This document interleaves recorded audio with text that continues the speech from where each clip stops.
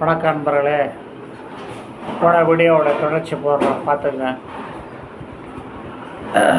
அதாவது ஜோதிடர் சயின்ஸ் தான், அதை பல பேர் தவறாக பயன்படுத்துவாங்க. என்னங்க? ஆமாம் ஆமாம், பேசிட்டு வரேன், லைனில் வந்துட்டு பேசிட்டு வரேன். அது இல்லை, பக்கத்தில் பேசுகிறாங்க, வீடியோ போட விட மாட்டாங்க. அது ரொம்ப கஷ்டமாக இருக்குது. ஏடா அப்படி நீங்கள் எந்த ஜோசியர்கிட்ட போனாலும் எத்தனை பிள்ளைங்க, இவன் தம்பி என்ன செய்வான், எத்தனை அக்கா அப்படின்னு கேட்காது. ஜோசியர் பாப்பார் டக்குன்னு வெளிக்கழும். அப்பயே அந்த அம்மா புரிஞ்சிக்கும். ஏன் அப்படின்னா, ஜோசியர் டக்குன்னு எத்தனை குழந்தை பிறந்திருக்குன்னா அம்மாவோட கற்பை பார்ப்பார், கேரக்டர். அப்போ பேடு கேரக்டர் ஆகும். அப்போ தவறான பதில் சொல்லுவார். அதாவது என்ன சொல்லுவார், இது ஜோதிடத்தில் இது எல்லா ஜோதிடருக்கும் தெரியும். குரு பார்க்குது, பார்த்தால் ஆண் பிள்ளை, தப்பினால் பெண் பிள்ளை பாரு. அப்பயே நீங்கள் புரிஞ்சுக்கணும். சொல்லிட்டு சிரிப்பார். அப்படியே என்னன்னா, இந்த பொண்ணு சோரம் போயிருக்கான்னு அர்த்தம். சோரன்னா என்னன்னு தெரியும் உங்களுக்கு, ஜோதிடர்கள்லாம் தெரியும். அதனால் எங்கே போயும் இவளுக்கு எத்தனை தம்பி, எத்தனை தங்கச்சி, இவங்க அக்கா என்ன செய்வாங்க, அண்ணா என்ன செய்வாங்கன்னு ஒரே ஜாதத்தை வச்சு கேட்காதீங்க. அதை ஜோதிடருக்கு தெரியும், அடுத்தது இந்த பொண்ணுக்கு தெரியும் குழந்தை யாருன்னு, அடுத்தது படைத்த பிரம்மாவுக்கு தெரியும். அதனால் தயவு செஞ்சு தம்பியை பாரு, அண்ணனை பாரு, அக்காவை பாருன்னு ஒரே ஜாதத்தை வச்சு கேட்காதீங்க. போன வீடியோவில் சொன்ன தெரியுமா, ஒரு பெரிய பண்ணை வீட்டுக்கார 5-6 குழந்தை அவ்வளோ. அவங்க என்னன்னா திதி கொடுக்கணுன்னு வந்தாங்க அமாவாசைக்கு. யாருக்கு திதி கொடுக்குறதுக்கான வந்தவர் ஒருத்தர் உட்காந்துருக்காரு. ஏதோ அப்பா இருக்காரு அப்படின்னா, இல்லைங்க அவர் அப்பா கிடையாதுங்க, அவர் இருக்க எங்களுடைய குடும்ப நண்பர் அப்படின்னு அந்த அம்மா சொல்லிச்சு. சரிட்டு 5 பேர் ஜாதத்தை பார்த்தோம். ஒவ்வொரு பையனுக்கும் ஒவ்வொரு அப்பா, 6 பேருக்கு 6 அப்பா, ஒரு அம்மா. இந்த வந்ததில் ஜாதகம் பார்க்க வந்த அம்மா, இந்த அம்மாவை 6 பிள்ளை பெற்றிருக்கு, 6 பேர்கிட்ட. அப்படி சொல்லும் போது நான் தெரிஞ்சுக்கிட்டேன், சரி அப்படின்னு. புருஷன் உட்காந்து ஏஞ்சி போடுவார் டக்குன்னு. அவருக்கு தெரியும் பொருள் ஜென்டில்மேன். ஏஞ்சி போட நான் புரிஞ்சுக்கிட்டான். என்னப்பா அது பெருசு இருக்க, இப்படி சொல்கிறிய, என்ன இப்படி தவறாக இருக்கு அப்படின்ட்டா. ஆமாம் அப்படின்றது எட்ட உண்மையை ஒத்துக்கிட்டு. என்ன அப்படி சொல்லுதுன்னா, என் புருஷன் எதுக்கு லாய்க்கு இல்லைங்க, அதனால் நான் பிள்ளை பெற்றுக்கிட்டேன் அப்படின்னு. அதுக்கு 6 பிள்ளைய பெற்றுக்கிடும் அப்படின்னு கேட்டேன். 2ஓட விட்டுக்க வேண்டியதானே அப்படின்னு. என்ன பண்ணுறது, ஆசை அப்படிங்கிறது. அதனால் காமம் ரொம்ப ரொம்ப கொடூர மிருகம். காமத்தை அடக்குங்க. அடக்கலைன்னா வாழ்க்கையில் கஷ்டம், பல இன்னல்களை ஏற்படுத்தும். காமம் முக்தியே கொடுக்காது. திரும்ப திரும்ப பிறந்து சாத்து தான் வரணும். நாளைக்கு சாவ போகிறான்ட்டு நான் ஒரு ஆள்கிட்ட போய் ஒரு உலகழிங்க போய் நிப்பாட்டிங்க வச்சிக்கலாம், டக்குனு ஏற்றி உட்காருவோம். காமம் அது மாதிரி உண்டு பண்ணிடும். ஆசை, அதான் புத்தர் சொன்னார், ஆசைப்படாத, ஆசையாக அழிவுக்கு தான் காரணம் அப்படின்னு. யார் கேட்குறேன், யாருக்கு செய்கிறது அப்படின்னா, புத்தர் கீழே ஒரு பாம்பு இருக்கும் தெரியுமா, காலில் போட்டு பிரிச்சிருப்பார். இந்த ராகு தான் எல்லாத்தையும் செய்யுது. அதனால் ராகுக்கு நீங்கள் கும்பிட்டா காமத்தை ஒழிக்கணும் அப்படின்னா, மெட்ராஸ் ரோட்டில் சேத்தியத்தோப்புன்னு ஊர் இருக்குது. சேத்தியத்தோப்பு வடலூருக்கு பின்னாடி கூடலை ஆத்தூர்னு ஊர். கூடலை ஆத்தூர் படல்பட்ட சிவஸ்தலம். அங்கே போனீங்கன்னா காமம் கொஞ்சம் கொஞ்சமாக குறையும். காம ராசி என்னன்னு தெரியுமா? காமத்துக்குள்ள ராசி மிதுனம், துலாம், கும்பம். இவங்களுக்கு காம வெறி அடக்கவும் முடியாது, அடங்காத காமமாக இருக்கும். ஆணாக இருந்தாலும் பெண்ணாக இருந்தாலும் அவங்களுக்கு அடங்காது. இப்போ அதுமாரி உள்ள ஜாதகத்தில் கல்யாணம் பண்ணுறீங்கன்னு வச்சிங்க. உதாரணத்துக்கு வந்து மிதுன ராசி, 7 கூட குரு கல்யாணத்தை கொடுக்குறவன் அவன் வந்து சுகத்தை கொடுக்க மாட்டான், மரணத்தை கொடுத்துருவான், அவனோட மானத்தை கொடுத்துருவான். அதுமாரி மிதுன ராசியில் பிறந்தவங்க ஒரு நண்பர், ஒரு பொண்ணு, அதாவது 7லேருந்து அதுலேருந்து 90 டிகிரி உள்ள கிரகம் வந்து மாப்பிள்ளையோட தம்பி கொழுந்தலா கொடுக்கும், கொழுந்தலாவை குறி அவன் வந்து கொழுந்தலாவை வச்சுருக்கான். ஜாதகம் மிதுன ராசிக்காரங்க, அது சொல்ல விரும்பலை, வெளியூர்காரங்க, கடலூர்கிட்ட ஊர் அவன் கொழுந்தலாவை வச்சுருக்கான். அது எனக்கு நல்லா தெரியுது. என்னப்பா அப்படின்னு கேட்டால், உண்மைதான் அப்படின்னா மிதுன ராசிக்கு வந்து குரு வந்து கொடுக்க மாட்டார், குடும்ப வாழ்க்கை கொடுக்க மாட்டார். குருவிடும் இல்லைன்னா விவாத்தாயிடும், எல்லாம் ஓடி போயிடுவான், இல்லை இவன் ஓடிடுவான் வேறு யார்கிட்ட. அதனால் காமம் வந்து ரொம்ப ரொம்ப காமத்தி கொழுந்து விட்டு எரியும். அதை அடக்கிறதுக்கு ஒரே கோயில் கூடலை ஆற்றும். அங்கே போய் சிவனை போய் கும்பிடுங்க. ஏதோ மெட்ராஸ் ரோட்டில் ஏறுங்க, சேத்தத்தோப்பில் இறங்குங்க. சேத்தத்தோப்பில் இறக்கி அங்கேருந்து நெல்லையெல்லாம் கூடலாத்தூர் டவுன் வண்டி வரும், 1/2 மணி நேரத்துக்கு ஒரு வண்டி வரும். ஒரு காலைல போனீங்கன்னா 10 மணிக்கு வரும். போய் கோயில்கிட்ட இறக்கி விட்ருவாங்க. சாமி கும்பிட்டு இதுமாரி உங்களுக்கு பிரச்சனை இருந்தால் அதை கும்பிட்டு எனக்கு இதை நிவர்த்தி செய்யுன்னு சொல்லிவிட்டு வில்வார்ச்சனை விளக்கேற்றிட்டு வாங்க, அம்பாளுக்கு ஒரு மாலையை போட்டு வாங்க. அதுதான் செய்யலாம், வேறு செய்யவே முடியாது. கலியுகத்தில் இப்படி தான் இருக்கும். இது பெரும்பாலும் எங்கே நடக்குது அப்படின்னா டெல்லி, மெட்ராஸ், கல்கத்தா, இதெல்லாம் இது ரெட் லைட் ஏரியான்னு தனியாக ஒதுக்கி கொடுத்துருக்காங்க அந்த ஊர்லேயே.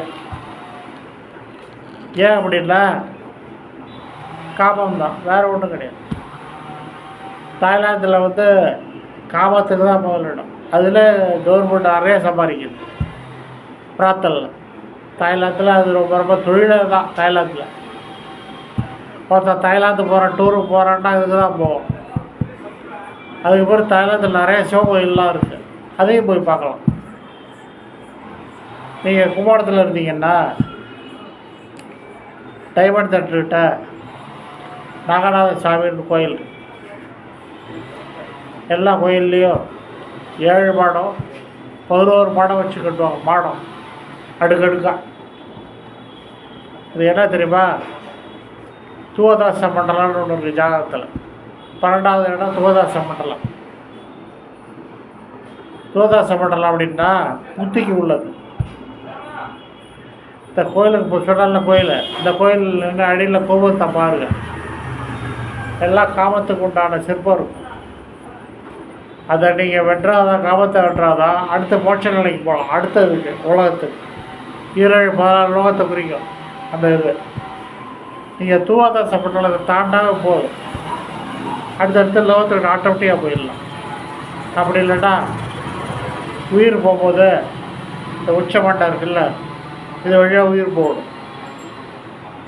அது குண்டலினி யோகா, வாசி யோகா கற்றுக்கிட்டால் தான் போகும், வேறு யாருக்கும் போகாது. அது வழியாக உயிரை விட்டது யாருன்னா நம்ம சின்ன பிள்ளையில் படிச்சிருப்போம். அதாவது ஒரு ஒரு முஸ்லீம் பாய், அவர் பேர் சமாதி வந்து மெட்ராஸில் வந்து இருக்குது. அவர் நிறைய பாடலெல்லாம் கூட எழுதார். அவர் மஸ்தான் சாஹிப், குட்டகுடி மஸ்தான் சாஹிப் பேர். அவர் குண்டலினி யோகத்தில் பாலாம்பிகை தரிச்சார். அவர் சமாதி மாதாவரத்தில் இருக்குது. மாதாவரத்தில் போய் பாருங்க, அவர் சமாதி. முக்திக்கு வழி கிடைக்கும். இந்த காமம் அடங்கும், இல்லைன்னா காமம் அடங்கவே அடங்காது. இப்போ நான் சொன்ன ஏரியாவுக்கு போகிறீங்கன்னு வச்சுக்க, இப்போ இந்த மாதிரி ஏரியா ரெட் லைட் ஏரியாவுக்கு தயவு செஞ்சு நிறத்தை யூஸ் பண்ணுங்க. இல்லாத வியாதிலாம் வரும். அது 7, 8, 9 பிறந்தவங்களுக்கு கொடேரியா, சிபிலிஸ் அப்படிங்கிற கொடிய வியாதி வரும். தாங்க முடியாது. அந்த வியாதியெல்லாம் வந்து சரியான இது. இதெல்லாம் யார் இருக்கான்னு விஷக்கட்டி. விஷக்கட்டினா யாருன்னா கண்ணில் வந்து கேட்ஸை கண்ணாக இருக்கும். அவங்க விஷக்கட்டின்னு பேர். இப்போ தொழில் பண்ணுவாங்க. இப்போ நான் சொன்னதெல்லாம் நீங்கள் உண்மைன்னு நம்பிடாதீங்க. ஏன்னா அதே டயத்தில் 1 கோடி பேர் இருப்பாங்க, 10 கோடி பேர் இருப்பாங்க. எல்லோரும் அப்படியே இருப்பாங்கன்னா கிடையாது. அப்படி இருப்பாங்கன்னா கிடையாது. அதாவது உங்கள் லக்கணத்துக்கு பாதகாதிபதி யாரோ, அவயோகி யாரோ, அவங்க நட்சத்திரத்தில் உங்கள் லக்கணாதிபதி நட்சத்திரம் நிற்கணும். இருந்தாலும் இந்த பாவத்தை செய்வாங்க. எல்லோரும் செய்ய மாட்டாங்க. அப்புறம் இன்னொரு கேள்வி கேட்டார் ஒரு ஆள், நட்சத்திரத்தை பற்றி சொல்லுங்கள். இவ்வளோ நட்சத்திரம் மாமனாக இருக்காது, கேட்டவர் அடிச்சிடும், ஆயில்யா மாதிரி சகோதரன் ஆகாது அப்படின்னு நிறைய பேச்சு உங்களுக்கு. அது ஏதாவது ஒரு குழு கொடுக்குறேன், நீங்களே கண்டுபிடிச்சி. மூலம் மாமனாருக்கு ஆகாது ஏன் அப்படின்னா, கடைசிலேருந்து 7 வீடு மிதுனம் வந்து புதனுடைய வீடு. அது வந்து தனுசில் இருக்குது. புதனுடைய நட்சத்திரம் கேட்டை.